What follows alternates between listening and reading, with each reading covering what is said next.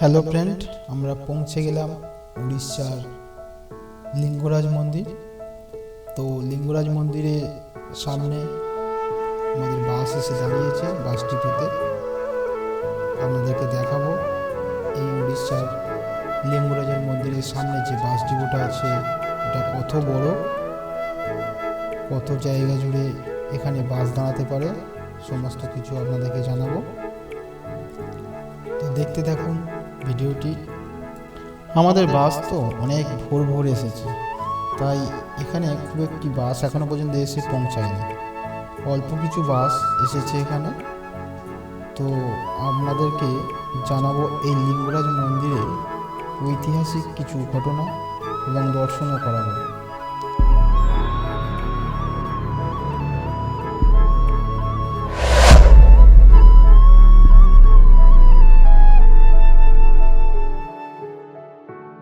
তো চলুন বন্ধুরা, আমার এই নতুন ভিডিওতে সমস্ত দর্শককে স্বাগতম। আর চ্যানেলে নতুন হয়ে থাকলে চ্যানেলটিকে সাবস্ক্রাইব করে দেবেন। তো আজকের ভিডিও শুরু করা যাক। আমরা হাঁটতে হাঁটতে এগিয়ে যাব লিঙ্গরাজ মন্দিরের দিকে এবং সেখানকার কিছু অজানা তথ্য আপনাদেরকে জানাবো। পূর্ব ভারতীয় উড়িষ্যার রাজ্যকে মন্দিরের রাজ্য বললে কিছু অত্যুক্তিকর বলা হবে না। উড়িষ্যার এখানে ওখানে ছড়িয়ে ছিটিয়ে আছে বহু প্রাচীন মন্দির, তেমনি লিঙ্গরাজ মন্দির হলো তারই মধ্যে শ্রেষ্ঠ একটি মন্দির। এই মন্দিরটি উড়িষ্যার রাজধানী ভুবনেশ্বরে অবস্থিত প্রাচীন এক মন্দির। মন্দিরটি শিব এবং বিষ্ণুর মিলিত রূপে হরিহর নামে পরিচিত এই মন্দির। মন্দিরটি ভুবনেশ্বরের সবথেকে গুরুত্বপূর্ণ ভূস্থাপনার সবথেকে বড় মন্দির এবং সবথেকে পর্যটক কেন্দ্রের শীর্ষস্থানে বসে আছে এই লিঙ্গরাজ মন্দির। মন্দিরটি ভুবনেশ্বরের সবথেকে বড় মন্দির। এর কেন্দ্রীয় চূড়াটি হচ্ছে 180 ফিট উচ্চতা। মন্দিরটি কলিঙ্গ স্থাপত্যকলা এবং মধ্যযুগে স্থাপত্য ভুবনেশ্বর স্থাপত্য শৈলীতে নির্মিত। ধারণা করা হয় ভুবনেশ্বর লিঙ্গরাজের মন্দিরটি সোমবংশীয় রাজত্বকালে নির্মিত, যা গঙ্গা শাসকদের হাতে বিকশিত হয়। মন্দিরটি দেয়াল শৈলীতে নির্মিত, যা 4টি ভাগে ভাগ করা আছে, যেগুলো হলো বিমান, জগমোহন, নাট মন্দির এবং ভূমণ্ডল। ভাগগুলোর উচ্চতা ক্রমান্বয়ে বেড়েছে। মন্দির চত্বরে দেয়াল ঘেরা। ভুবনেশ্বরকে একাম্র ক্ষেত্র বলা হয়ে থাকে।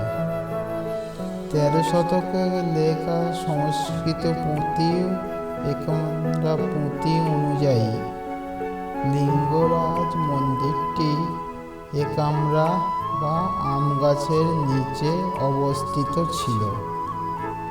লিঙ্গরাজ মন্দিরটি মন্দির ট্রাস্ট বোর্ড ও আর্কিওলজি সার্ভে ইন্ডিয়া অধীনে পরিচালিত হয়। প্রতিদিন গড়ে 6000 দর্শনার্থী এখানে দেখতে আসে এবং উৎসব মৌসুমে লক্ষাধিক ভ্রমণার্থী এখানে দর্শন করতে আসে। শিবরাত্রি উৎসব এখানকার প্রধান উৎসব হিসাবে মানা হয়। 2012 সালে 2,10,000 দর্শনার্থী এখানে আসে। লিঙ্গরাজ শব্দের আক্ষরিক অর্থ হল লিঙ্গের রাজা। হিন্দু মতে শিবের প্রতিরূপ। আদিতে শিবকে কীর্তি ভাষায় এবং পরে হরিহর হিসাবে পুজো করা হতো। তাকে ত্রিভুবনেশ্বরও বলা হয়ে থাকে, যার অর্থ স্বর্গ, মর্ত্য ও শূন্যলোকের অধিপতি। তার সঙ্গিনীকে বলা হয় ভুবনেশ্বরী। 11 শতকের শেষ দশকে মন্দিরটি টিকে আছে। 6ষ্ঠ শতকে মন্দিরটি নির্মাণের প্রমাণ পাওয়া গেছে, কারণ 7ম শতকে কিছু সংস্কৃত পুঁথিতে মন্দিরটির উল্লেখ আছে। ফাল্গুন সেনের মতে মন্দিরটির নির্মাণ শুরু করেন ললাটি কেশরী, যিনি 615 থেকে 657 পর্যন্ত শাসন করেন। জমাস্থল মন্দির চূড়া 11 শতকে নির্মিত। অন্যদিকে ভোগমণ্ডপ 12 শতকে নির্মিত হয়। এই অঞ্চলে জগন্নাথের প্রভাব বাড়তে থাকে। মন্দিরটির নির্মাণ কার্য সমাপ্ত হওয়া বলে ধারণা করা হয়।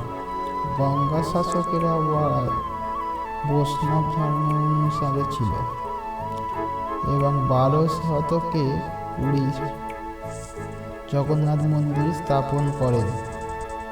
তবে কিছু মতে মন্দিরটি 11 শতকে নির্মাণ করেন সোমবংশীয় রাজা যযাতি কেশরীকে তার রাজধানীকে ভুবনেশ্বরে সরিয়াতে, যাকে ব্রাহ্মণ পুরাণে একাম্রা ক্ষেত্র বলা হয়ে থাকে। লিঙ্গরাজ মন্দির আজকের ভিডিও এই পর্যন্ত। পরের ভিডিওতে আবার দেখা হচ্ছে। ভিডিওটি কেমন লাগলো কমেন্ট করে জানাবেন।